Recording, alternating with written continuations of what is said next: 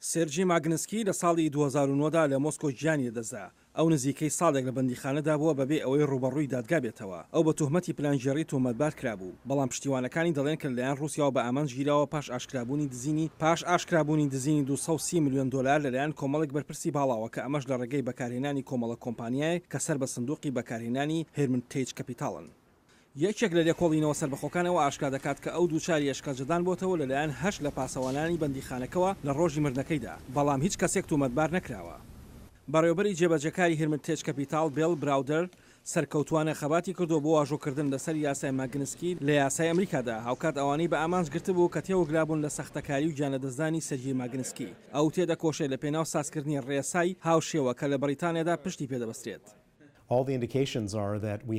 هەموو ئاماژەکان هێما بۆ ئەوە دەکەن کۆمەڵێک پشتیوانی بەهێزمان هەیە لەلایەن لایەنە جیاجەکانەوە لە هەموو حزبە سەرەکیەکان. براودەر دەڵێت ڕەفتارەکانی مۆسکۆ لە ئۆکرانیا و سووریا یارمەتی پرسەکە دەدات.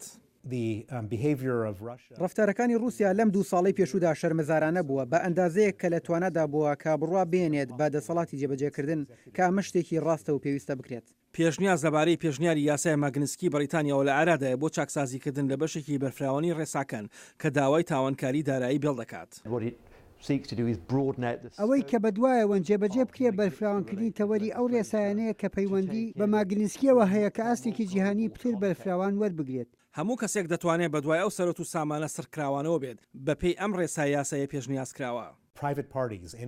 لایەنە تایبەتەکان و ڕێکخراوە ناحکومیەکان دەتوانن دادگایان دەست بکەوێت لەگەڵ پشتیوانی بۆ بەرژەوەندی گشتی و هاوکات دادوەریش. هەروەها دەتوانن لە پشتپیاوە خراپەکانی شەوە بڕۆن و دیاریکردنی دادگاشیان دەستگیر بێت بە تەواوی بەبێ حکوومەت.